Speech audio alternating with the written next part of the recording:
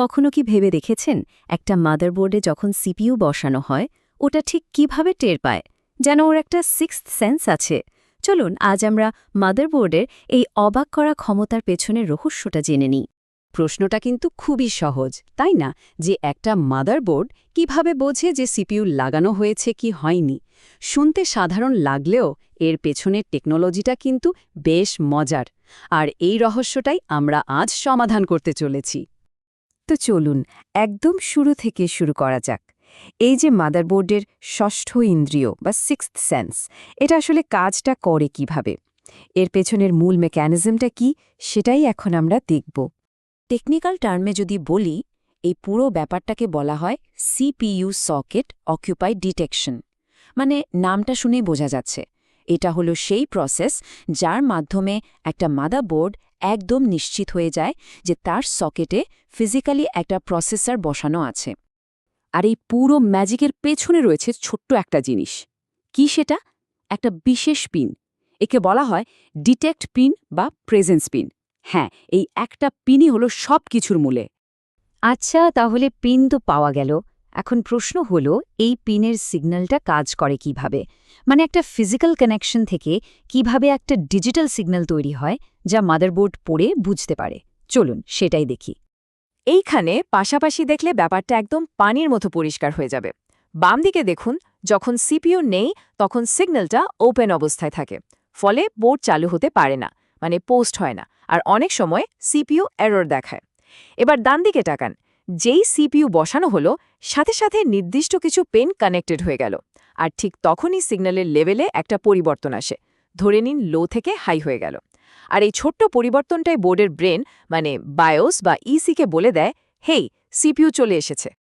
তাহলে আমরা সিগন্যালের ব্যাপারটা বুঝলাম। এবার আরেকটু গভীরে যাই, কি বলেন? এই যে ডিটেকশন সার্কিট, এর ভেতরে আসলে কি কি কম্পোনেন্ট থাকে? চলুন এবার মাদারবোর্ডের স্কিম্যাটিকের ভেতর উঁকি দিয়ে দেখি এর ভেতরের জিনিসপত্র আর সিগন্যালের নামগুলো। দেখুন, এই সার্কিটের মূল প্লেয়ার কিন্তু মাত্র কয়েকটা। একটা 10K ওমের পুল আপ বা পুল ডাউন রেজিস্টার থাকে। এর কাজ হলো সিগন্যালের একটা ডিফল্ট অবস্থা ধরে রাখা। আর এই ডিটেক্ট লাইনটা সোজা চলে যায় পিসিএইচ, ইএমসি বা সুপার আইও চিপের কাছে। মানে সোজা কথায় বোর্ডের যারা মাথা তাদের কাছে খবর পৌঁছে দেয়। যারা রিপেয়ারের কাজ করেন তাদের জন্য এটা কিন্তু খুব জরুরি একটা ইনফরমেশন। বিভিন্ন বোর্ডের স্কিম্যাটিকে এই সিগন্যালের নাম কিন্তু আলাদা আলাদা হতে পারে। যেমন কোথাও দেখবেন লেখা CPU_present হ্যাশ, কোথাও আবার CPU_SKT অকুপাইড, আবার CPU DT বা প্রক প্রেজেন্টও থাকতে পারে। নাম অনেক, কিন্তু কাজ সবার একটাই। থিওরি তো অনেক হলো, এবার চলুন একেবারে প্র্যাকটিক্যাল ফিল্ডে নেমে পড়ি। ধরুন এই ডিটেকশন সিস্টেমে কোনো গণ্ডগোল হলো, তাহলে একজন টেকনিশিয়ান হিসেবে এই সমস্যাটা কিভাবে সমাধান করা সম্ভব? আর বিশ্বাস করুন, এই ট্রিকটা জানা থাকা মানে যে কোনো রিপেয়ার শপের জন্য সোনায় সোহাগা। এই একটা ছোট জিনিস জানা থাকলে কোথায় যে ঘন্টার পর ঘন্টা সময় বেঁচে যায় তার ঠিক নেই। অনেক বড় বড় সমস্যাও কিন্তু এই ছোট্ট একটা পয়েন্ট থেকে সমাধান হয়ে যায়। সমস্যাটা ধরার পদ্ধতি কিন্তু বেশ সোজা। স্টেপ বাই স্টেপ বলি। প্রথমে বোর্ডের স্কিম্যাটিক থেকে CPU_present লাইনটা খুঁজে বের করতে হবে। তারপর একটা মাল্টিমিটার নিয়ে ডিটেক্ট পিনের ভোল্টেজ মাপতে হবে। কিন্তু এখানে একটা ব্যাপার আছে, ভোল্টেজটা দুবার মাপতে হবে, একবার সিপিইউ ছাড়া আর আরেকবার সিপিইউ সকেটে বসিয়ে।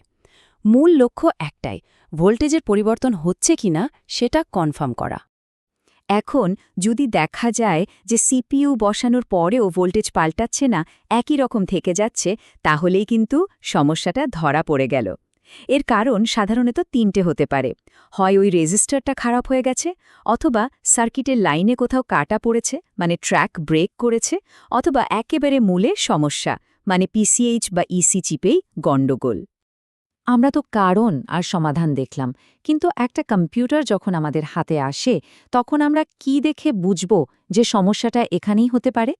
চলুন একদম শেষে দেখে নিই এই ডিটেকশন সার্কিট ফেল করলে সাধারণত কি কি লক্ষণ বা সিমটম দেখা দেয়। এগুলো জানা থাকলে ডায়াগনোসিস করা অনেক সহজ হয়ে যায়। সবচেয়ে কমন সিনারিও হলো পাওয়ার অন করার পর কম্পিউটারের ফ্যান ঘুরছে, লাইট জ্বলছে, কিন্তু স্ক্রিনে কিচ্ছু আসছে না। অথবা মাদারবোর্ড থেকে বিপ বিপ করে আওয়াজ আসছে, যা আসলে সিপিইউ এরর কোড। কম্পিউটারটা পোস্ট করতেই পারছে না, মানে চালু হওয়ার আগেই আটকে যাচ্ছে। আবার এমনও হয় যে চালু হওয়ার ঠিক কয়েক সেকেন্ডের মধ্যেই নিজে থেকে শাটডাউন হয়ে যাচ্ছে। আর এই সব কিছুর পেছনেই কিন্তু লুকিয়ে থাকতে পারে ওই ছোট্ট একটা পিনের সিগন্যালের সমস্যা। একবার ভেবে দেখুন তো ব্যাপারটা, স্রেফ একটা পিনের সিগন্যালের ওপর নির্ভর করছে যে একটা আস্ত পিসি বুট করবে কি করবে না। কতটা অবাক করা বিষয়। কম্পিউটারের ভেতরে এমন আর কত যে ছোট ছোট পার্টস আছে যারা এত বড় আর ক্রিটিক্যাল ভূমিকা পালন করে, এটা নিয়ে ভাবলে কিন্তু আসলেই অবাক হতে হয়।